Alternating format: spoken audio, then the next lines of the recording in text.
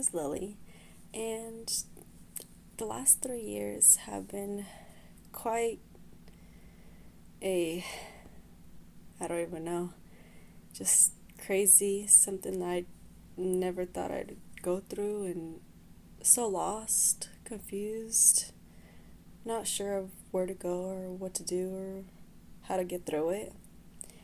Um, so I started this channel just for anybody who's going through a rough time, who's going through uncertainties, discomfort, not fitting in, just needs a little bit of help or a different perspective. At the beginning of the year, I actually was on a walk with my dogs, and I came across this house, and they had a bunch of books, and they were free. And I picked one up and I started reading it early this year. It's called Simple Abundance, a Daybook of Comfort and Joy by Sarah Ban Breathnach. Sorry if I pronounced that wrong, but it's really helped me. It's a book about different people, different perspectives, and different things that they go through. So every single day for 365 days a year. So she made one book for a whole year that has a different story per day. So each day I would like to read to you guys a new page. Today is November 29th, 2022, and I'm going to start with that day in this book. So it's towards the end of the year, but we can start today and go for a whole year.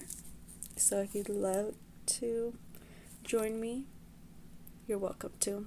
It's a judgment-free zone, and like I said, anybody who's going through uncertainties and not really fitting in and just needs a little bit of an escape away from reality are welcome. Anybody's welcome. Thank you for listening. November 29th. Nightscapes.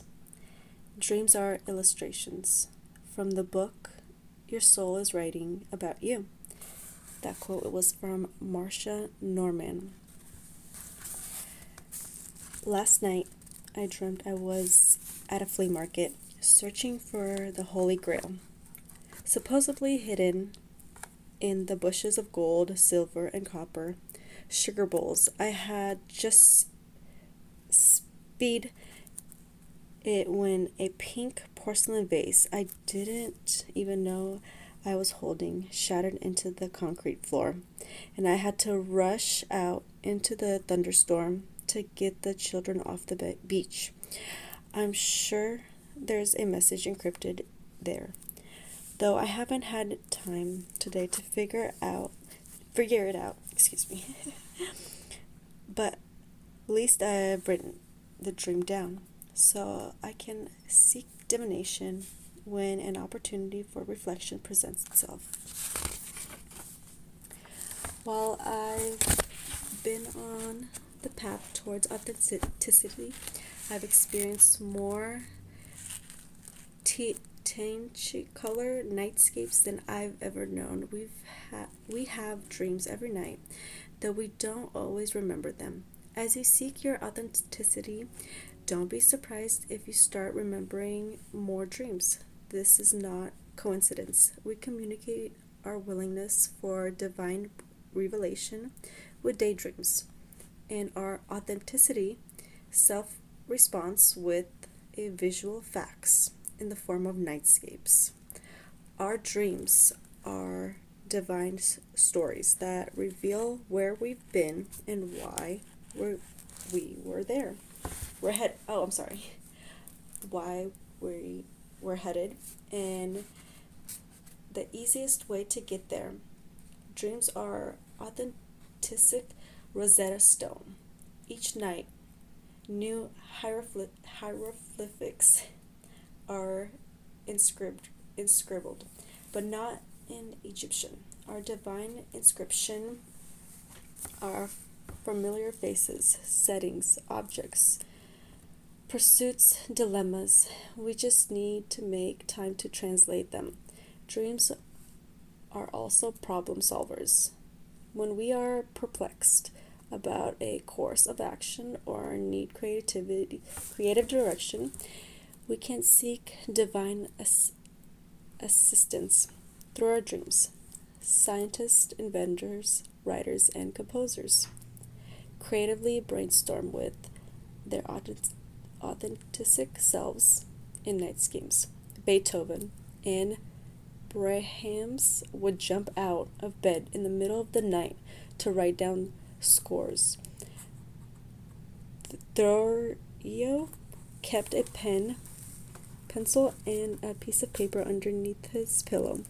Samuel Taylor Coleridge received the entire text to the poem Kubla Khan in a dream.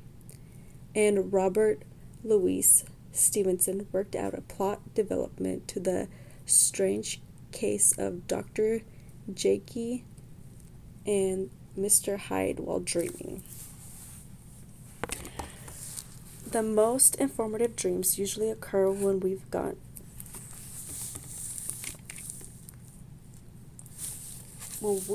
a good night's sleep and didn't go to bed exhausted or intoxicated.